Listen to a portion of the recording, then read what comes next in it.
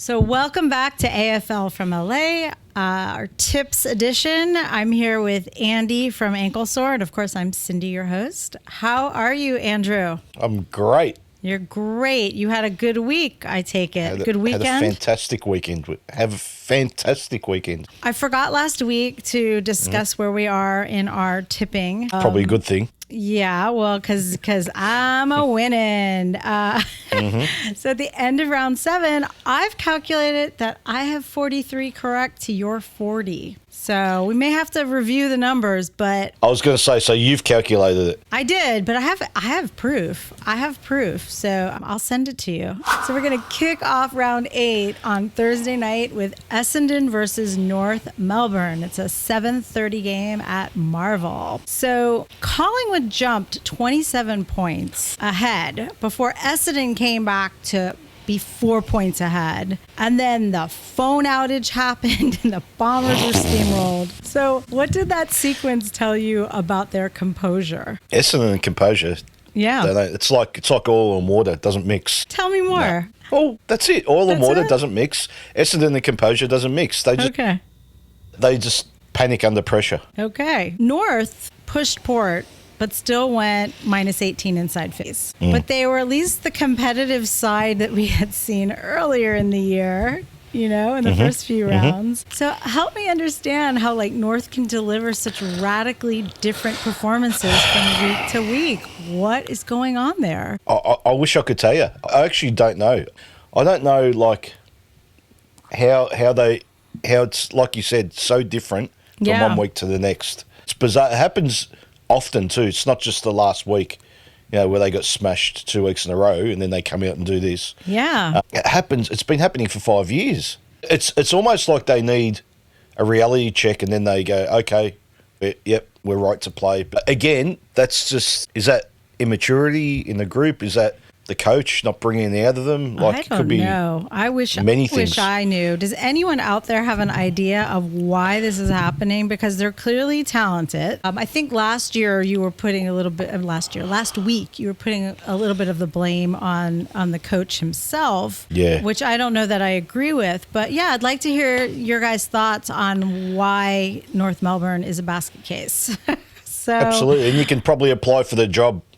There'll be a job available at the end of the year, so apply in the comments for the North Melbourne job next year. Comments. I'll put in a word over at North. If North Melbourne have a chance to win a game, you would think it would be this one, don't you? Those words are just, my skin's crawling because the amount of times you and I have picked North Melbourne and they've let us down. I know. It's like, we're probably going to pick Essendon this week and they win. It's like, how can you trust these guys, So, yes, if there's any week, this is the week. Okay. Although, apparently Paul Curtis is going to be doing some time, Well, should we get to that now? Yeah, why not? I'll say this without swearing, all right?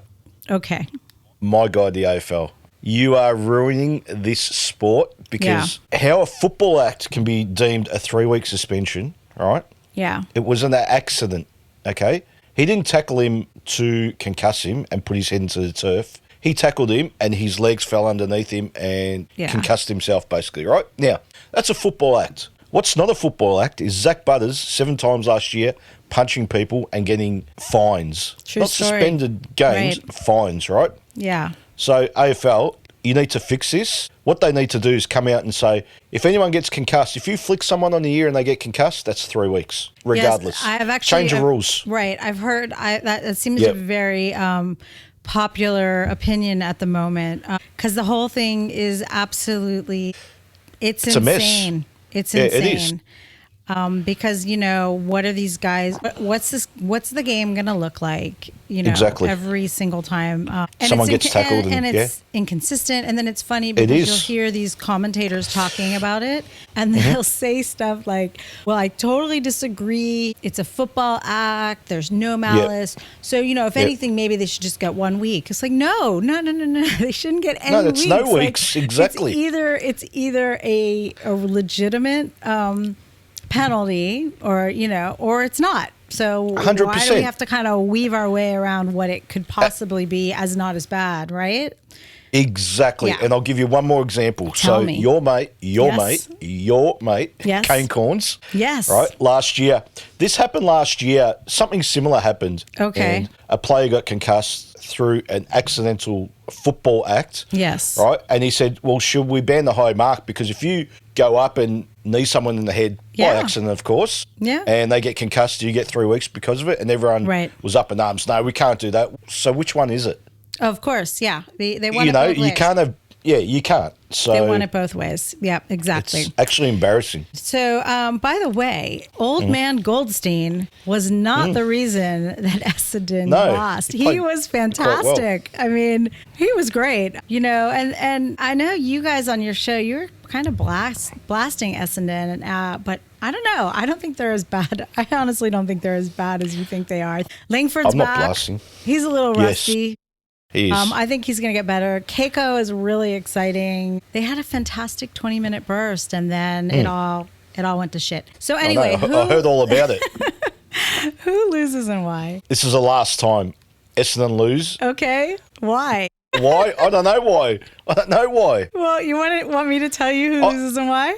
Yeah, maybe you go. Let me think about it. I'll tell you. North loses. That's it. I'm not until they win. That's it. I'm done. I'm not tipping them to win until they win. That's it. I'm done. Okay, I agree. You agree? North lose. Yeah, they can get swayed stuffed. you to my side?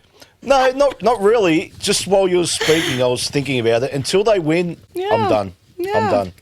You're not making fools out of us. No, exactly. You already have, but anyway, it's another story. All right, moving on. The experts. All right, St. Kilda versus Fremantle. It's a 7:40 p.m. game at Marvel. Saints, 8 goals, minus 18 clearances versus the Lions. Does Eric Bana finally publicly come out and pick a second team? He would never do that. Never? He would never do that. Me, I've jumped off already. I'm gone. Long gone. I tried my best. But as soon as I jumped on, they said, we've got Andy, we'll just go back to how we are. It's all about you. And they've gone, well, supposedly, that's the way it seems. So like I'm watching the game and I'm like they're trying to stick it to me, you know? Yeah, definitely. I think you're right. So if Eric Bana was going to pick a second team, who's he going to pick? Carlton, easy.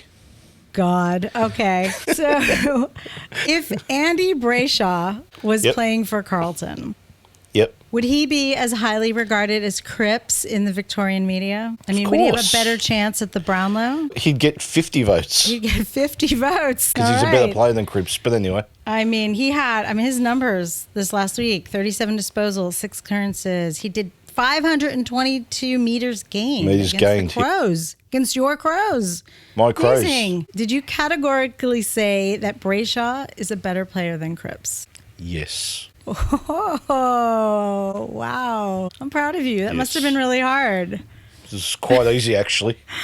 Well, I don't know. You're disgust of Freo and you're... And my disgust of Patrick Cripps. Yeah, but I mean, anyway. Anyway, so... I'll tell you, like, you know, 90% of people won't think about this and go, St. Kilda, terrible, right? Okay. And I agree. Okay. But Freo have a problem travelling. Okay. And St. Kilda's the kind of team that they ain't playing finals. So when teams can't play finals, they set themselves to win certain games, right? Okay. This could be the one. I don't know how. Okay. But this could be the one. In saying that, St. Kilda lose. Okay. But it's not as cut and dry as you think. Okay. Well, I don't think, anyway. I agree. St. Kilda lose. They can't stop Freo's midfield. Can't do it. And they live on stoppage scores. And in the last game, they lost that count 47-29. They can't do it. It's not happening. Mm-hmm. Agreed.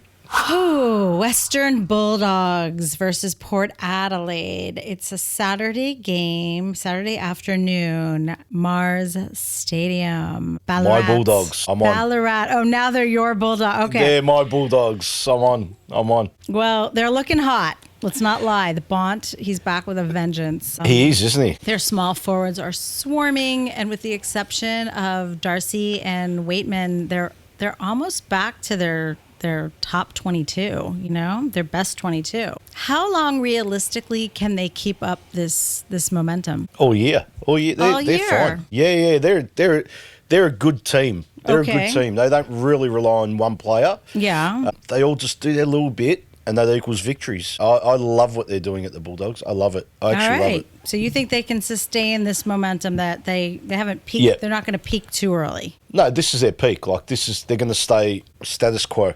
All right. They're well, I'm not budging, curious because, for example, Cindye last year was on fire until the end, and then it was just a straight nosedive down to. I mean, they made it to the finals, but yeah, I know. It was just like a continuation of the drop, right? So it sounds like you're saying the Dogs are a premiership contender. Stop putting words in my mouth. I'm not saying that at all. Well, I mean, if you're saying they're going to maintain this form going into the end of the year, and they're red hot, and they're I mean, how are you not saying that? Well, they're 4-3. Okay. So simple mathematics will tell you that we're a third way through the season. Yeah. Right? They have 12 wins. They finished 7th or 8th. That's it. Can't win the premiership. Well, but I love what they're doing. Right now, if my memory serves me, there's 2 teams tied with the same games at first and second, right? Yep. And then there's a slew of teams that fall into the 16 to 12. I mean, all these teams, the majority of the upper teams are divided by a game or so. Yeah. So, I mean, it's turning out to be another really interesting season where it is. You think one team's up and then the next minute they're down, and then I think it's too early to tell. But anywho, if you were Ken Hinckley, what would you have been saying to Jason Horne-Francis? I mean, was he within his rights to walk away from the coach? I'd be saying turn your back and you're not playing next week. That's straight up. Yeah. Straight up. If you're going to disrespect the coach, he disrespected North Melbourne, and that he wanted to leave, but they quickly got rid of him comfortably. Yeah. I tell you, as good as a player he is, you can't put up with that. You just can't as a coach or a club, So I'll tell you, he's a very lucky boy. It was really intense. They were showing Butters had his hand on the back of the neck, and then Rosie was giving him some words. Yeah. It was definitely. And look, he's a kid. He's still 20, 21 years of age, so I get it. But hopefully it's a learning process for him, and he starts to calm down a bit because he's a great footballer. But it also looks like, he just let everyone know, just push his buttons, and, He does. Could be not so good for him. So who loses and why? Port Adelaide. They just rely on too few. All right. That's it. Port Adelaide, too few. That's it. I'm going to give you a slightly different answer. Port do lose, but it's all about Ballarat. I mean, it's a wind tunnel. It is. The doggies do very well at Ballarat. I think they've won 6 out of the last 7 there, something like that. Something like that. Yeah, they're very good there, and Port's corridor kick is just likely going to die in that heavy air. So I don't see them having a good week. I think it's all about the doggies. The dish lickers. Yes, let's return to the dish lickers. Dish lickers. They have been called that. They have. I've heard some reporters call them the dish lickers. All right. Tongue twister. So let's see. May 3rd. Are you ready for this one?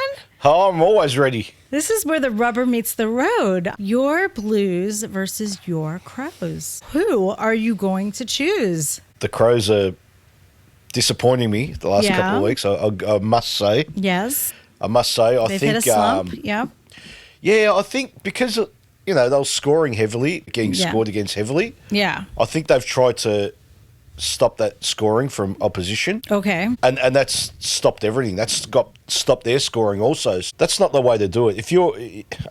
There's not many teams that are good at both, attacking and defending, right? Right. Or should I say elite at both. Okay. So if you're elite at attacking and your deficiency is defence, don't worry about defence. Kick just 25 goals. Okay. Exactly. Okay. You'll still win the game. Right. They showed they could do it. They were 4-0 at the start of the year, Yeah. So, I don't know. I just think they've gone too far the other way now. And I don't like it. Okay. Well, so if George Hewitt took out Rankin in this game. What do you mean, if? How will you respond? Your beloved Rankin. Isn't he but my beloved George Hewitt too. Oh, I see. Yeah. I've been saying it for a few weeks now. Okay. I said it in my club corner yesterday that George Hewitt and Jack Crisp never play a bad game. Okay. They always just play good games. They very rarely play great games. Okay. They won't win Brownlows. They're not captains of the club, but you can rely on them. They're first picked every week, right? So George Hewitt, Rankin's going to have a hard day if George plays on him, let me tell you. And I love Isaac Rankin. I know you do. So how much do you credit the Blues win to their 9-day break? Or do you give the credit to the umpires for all the outrageous free kicks they gave them in the second half? Which is it? What game did you watch? Andy, they gave them 11 to 3 free kicks in the second half. Right. The Lions were within 10 points, and then it was like, let me see, free kick. Hang on. I mean, the Cats. No. So you're wrong already. You're talking about the wrong game. I got my felines confused, the bigger kid, the smaller kittens. The smaller one. Anyway, I mean, look, they played well. I'm not going to lie. They played well, but it was, as a neutral in this situation, it was tipped in one direction pretty hardcore. I honestly didn't see that, honestly. Okay. And I'm pretty, like these days I'm pretty neutral. Carlton fan, yeah. No, yeah. Go and have a look at my videos on my channel and see if I'm one-eyed. I'm teasing you. No, you can tease me all you like, you're wrong. So, anyway, all right. So moving on. Adelaide's moving right along. Yeah. So Adelaide's form has dipped after a promising start, as we mentioned. So actually, I think you answered this. You think the main issue is they need to just stick to scoring and give up on trying to be good in the back. Is that the answer? Yeah. So because they're never going to be elite. Okay. They might be good, but they're never going to be elite, so stop trying. So it's going to be interesting because I think one of their problems is Fogarty being out. Okay. Because before he went out, they lost a couple games, but they lost by very slim margins, right? True. So yes. With him out, their scoring efficiency and their aerial pressure, they both fall by double-digit percentages, right? Makes sense. And then they make the forward line easier to defend because when they have the three of them, when they have Taylor and Thilthorpe and Fogarty in the forward line, there's just more options. So it's different, yeah. Yeah, so I think if he's back, I think that's going to be a huge advantage. Statistically, well, let's just get to it. Who loses and why? I think my Crows lose. Okay. Like you just said it with Fogarty's back or not, kind of relying on that one player to change your scoring habits. Yeah. That's big, right? Even if he does play, it's putting all that pressure on one player. Yeah. But I agree with you what you're saying about that, him being out. Thilthorpe has got 7 broken fingers or whatever he's got. And 7? I thought it was 1. Just exaggerating to clarify. Yeah, okay. Like all his fingers is like Michael Jackson. His fingers are typed up. JK's fingers were like that. They were all crooked and What's this got to... We're not talking about the Eagles. Any chance I get to talk about JK I know. is an opportunity I've I am going to take. I've noticed. Okay, so JK 2.0, his fingers are taped up, all right? Yeah, okay. Carlton are playing well, 3 in a row. Really need to win this one to get their season back on track. Okay. So I just think Adelaide aren't quite there at the moment. All right, well... I think Carlton lose. I think that Adelaide, I don't think they're, I think it could be a close one. Not going to lie, but I'm definitely going off the Adelaide Oval advantage. I believe, don't quote me, but I believe that Fogarty is actually going to play. Oh, I think, now you tell me. Yeah. So, look stuff up, but I could be wrong. I mean, it's early, okay. Things change. And I believe Silvani has a broken hand. I think he's out, and he's out for a week or two. He's having surgery. He's been really good. It's been fantastic. Yeah. It frees up Wiedering and Nick Haynes to take his intercept marks finally after 7 weeks. By the way, Nick was fantastic this week. Who did he play for previously? Well, I know, but he used to play for my Giants, and you were bagging on him, and I'm like, no, because he was terrible. He's one of those players that, when he's on, he's on. Yeah. He was really good. I was happy for him. I was happy that, I think he got best on ground for you guys. Oh, close. Yeah, he was right up there. Yeah. Yeah. So anyway, and Zach Williams is out, so I know I know that's a problem for you. The minute he went off, I was like, oh, yeah, there he goes again. I actually giggled. With of course joy. He's gone off injured. Yeah. All right. So I say Carlton lose and you say Crows lose. We got a competition here. Saturday night. Here's a big one. I mean, I don't know if this is the game of the round. Seriously. I mean, I think the Carlton Crows game is your game of the round, but Collingwood versus Geelong at the MCG, 7:25. So Essendon found a way to get ahead in the third, and then Collingwood said nope, and they turned it around, okay? So how did they manage that momentum swing back to the Pies? How did they do it? Their whole team are a pack of running machines, Collingwood. Yeah. And then they've got the two generals still side by them and Scott Pendlebury controlling The all oldie these runners. goldies, yep. Yep. Oldies but goodies. They're at the control and Yeah. they're just seeing them run past and just distributing and they're a machine. Collingwood's a machine, honestly. Well, McStay's out, I think, indefinitely now, right? So how is that going to affect the scoring power for the Pies? Zero effect. They won a premiership with no forward line. They're the masters of just finding a way. Yeah. Do we have to change from the triple M to the double M? Is that our new slogan? Geez, yeah. Soon there won't be. Yeah, well, it doesn't have quite the same ring, does it? No, it doesn't have the same prestige as triple. No. Triple crown, triple. Yeah, right? Exactly. Triple's always the best, but no. Yeah, they'll find a way. Okay. So, as I mentioned, the Geelong Cats clawed their way back to a 10-point margin, but they just couldn't finish the job. So what do you think stopped the Cats from getting over the top other than the umpires? Why ask the question if that's the answer? No, I mean, all kidding aside, Or do you want the real answer? Well, look, they had a 5-day break after playing a tough game against the Hawks. So, I mean, fatigue definitely could. 6, but anyway, who's counting? 6 days. Tuesday, Wednesday, Thursday, Friday, Saturday, Sunday. Yep, you're probably right. Okay. So, I mean, how can Geelong win this game against Collingwood? I don't think they can. You don't think? Okay. No, I think they're very sloppy lately. I don't know. It just like there's just a few players that just make them look very unorganised. Okay.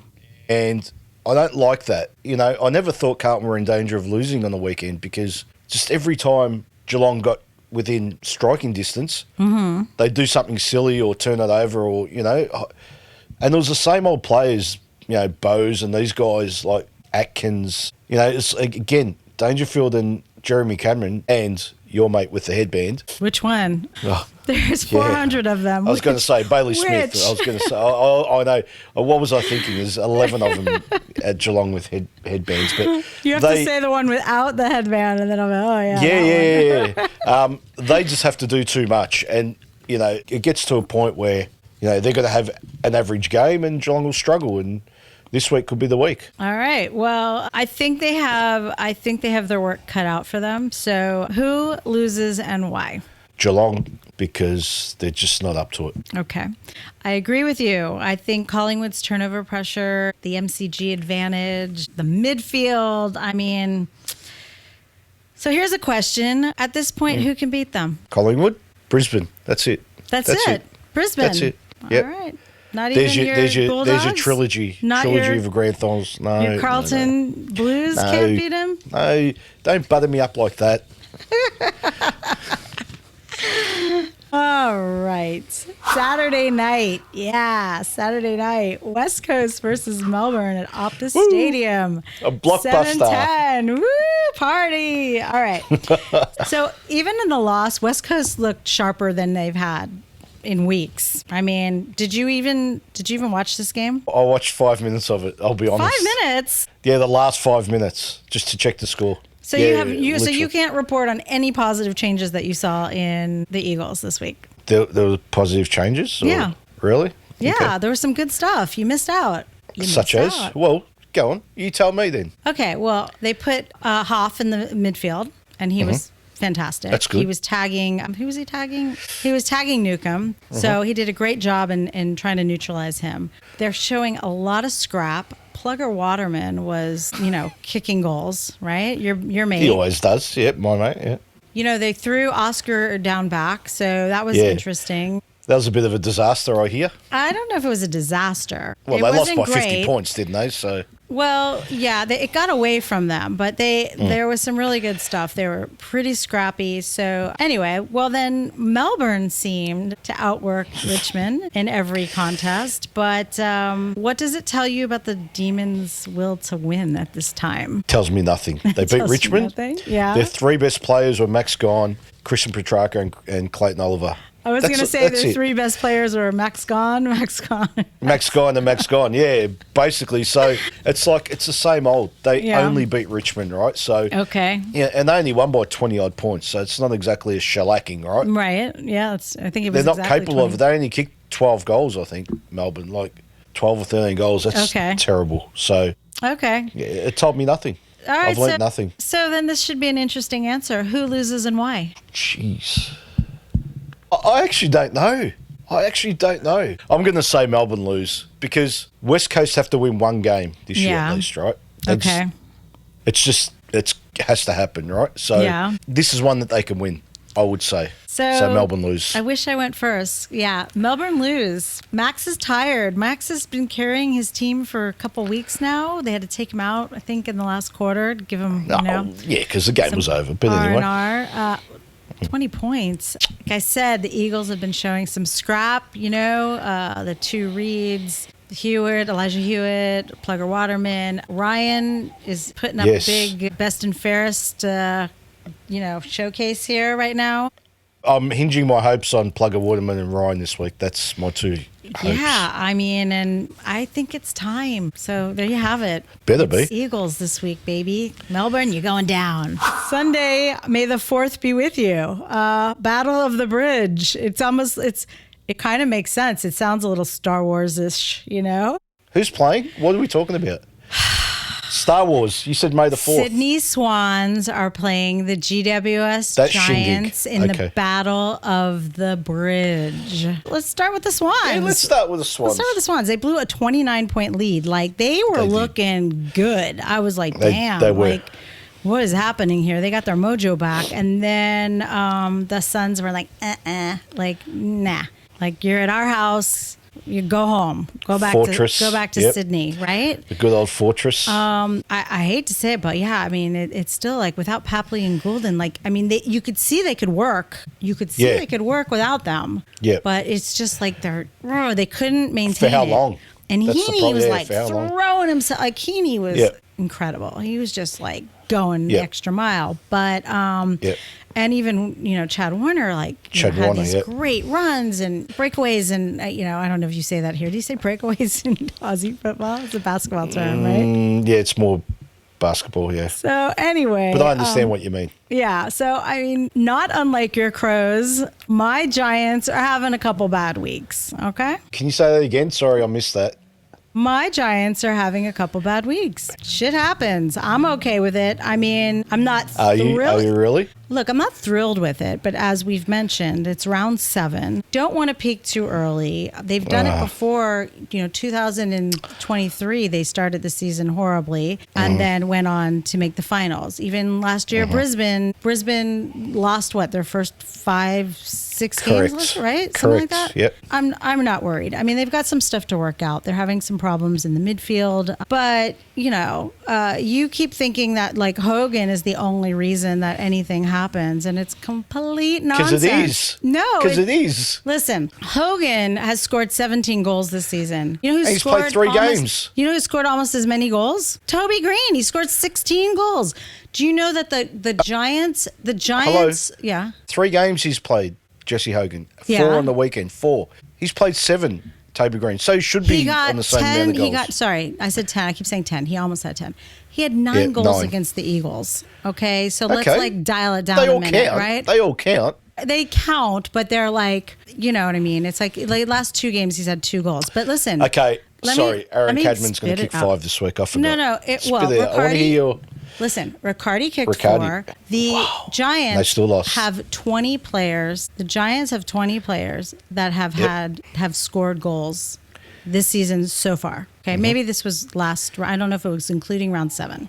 Okay, far more than any other team in terms of being able to spread where the goals come from, okay? Okay. So all I'm saying is when you say things like, oh, they can't do anything. Jesse Hogan is a big part of their forward line, obviously. Mm-hmm.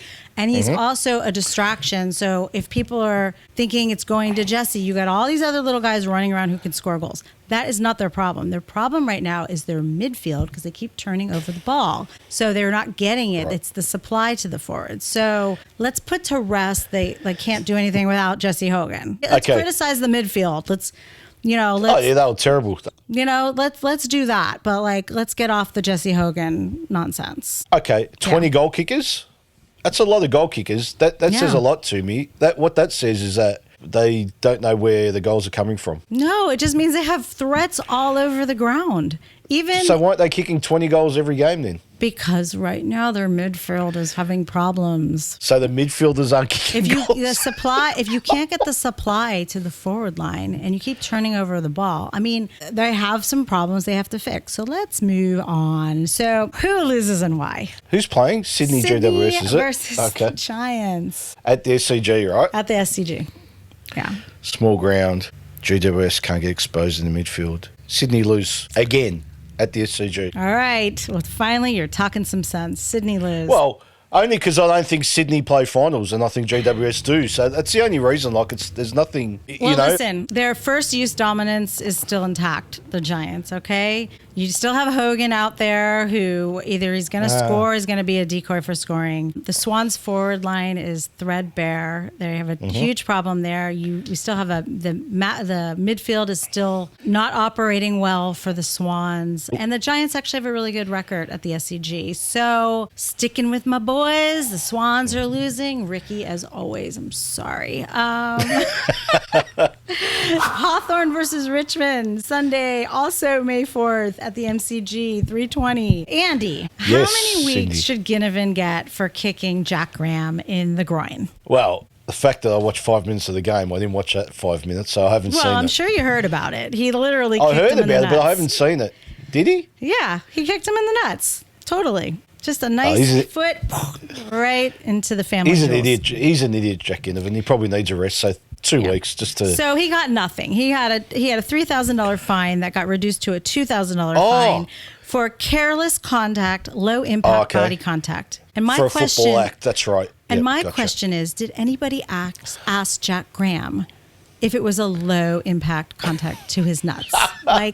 Did anyone ask his balls? Were they interviewed? No. No. How do they know it was low impact? How do they know? How would they know? Exactly. I agree with you. What a little brat. He's being a brat. I liked him for a minute, and now he's going back to his old antics. Did you? I've never liked him. For a minute after when he got to the Hawks, and then now he's just being a brat. So the Tigers kids, they matched the D's for 3 quarters. Okay? Are you encouraged? I'm encouraged. Yeah? Slightly. They're not winning this week, if that's what you're asking me. But well, I'm asking. I'm encouraged with their enthusiasm. No, nothing. Just game time. They just need to play more games together. Okay. All these kids. So that's it. Okay. So and with the addition of Harley Reid next year, Harley Reid. I thought you wanted Harley to go to.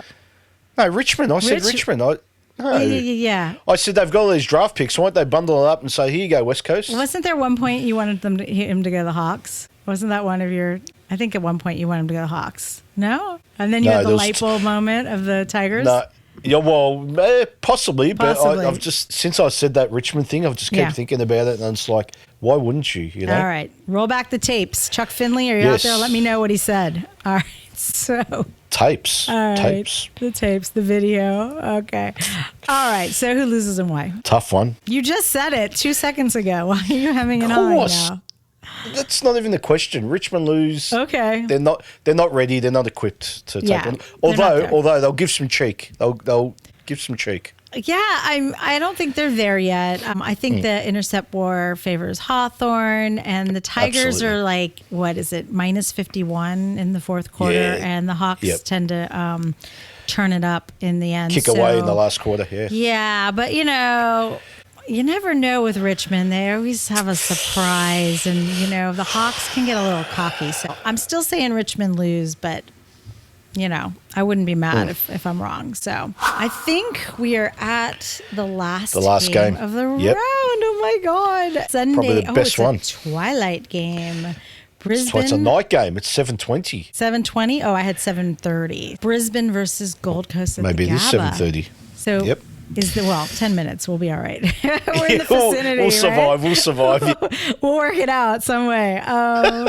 Is this the game of the round? Which one? I think it is. I think it is, personally, yeah. Okay. There's a few contenders, but personally, I think this is a game of the round. I'm excited for this one. I think this should, So am I. I think we're gonna learn a lot, I hope, from this game. So the Lions, they dismantled the Saints. Was round 6 of the GABA just like a Anomaly? fluke? Yeah.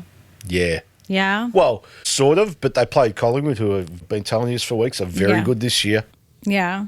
Wouldn't surprise me if those two play off again in the grand final, Brisbane and Collingwood.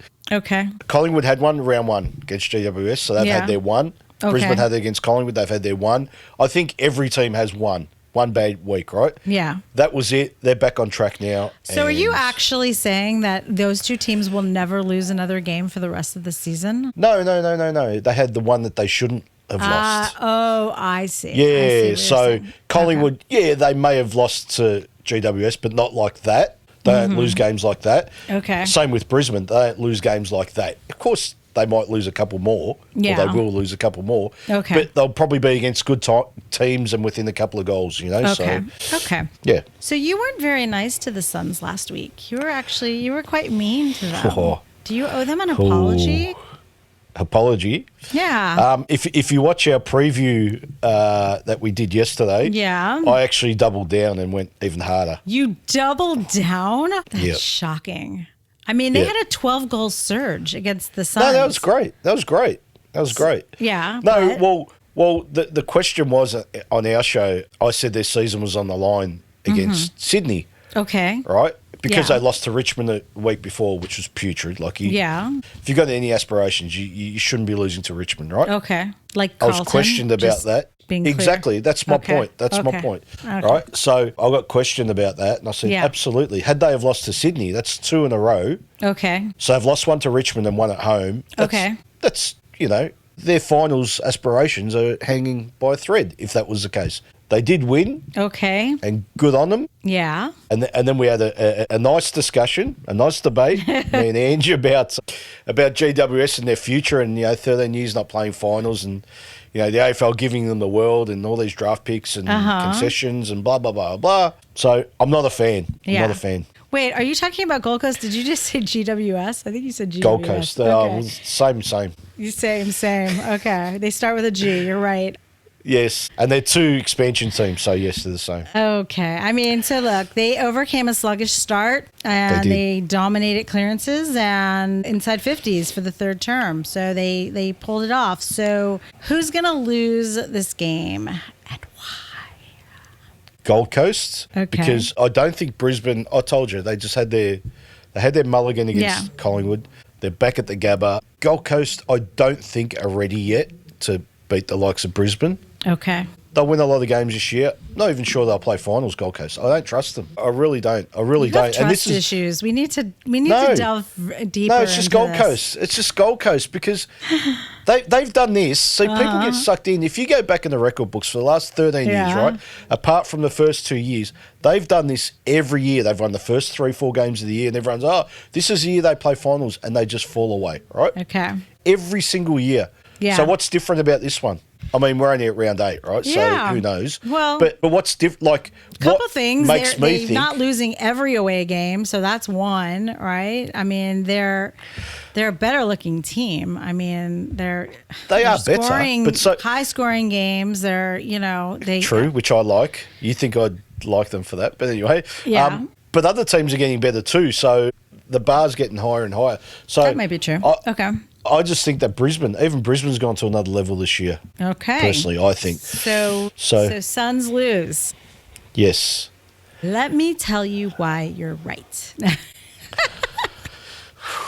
What am I saying? A heart attack then? I know. No, I think it's going to be a close one. I don't think it's going to be a blowout by any means. It's hard not to say, the GABA is a fortress. It's hard not to say that they're the visitors can win there. It's challenging. It's not impossible. Obviously, Collingwood did it, but I don't know if the Suns are as good as the Pies. So I'm going to say the Gabba's going to be hard. I think, they're going to do double coverage on King. And right now, Walters is inconsistent. He can be really... He had his good game last week. Yeah, but he's really inconsistent. And the Lions midfield is just better. So I'm saying that, Suns lose.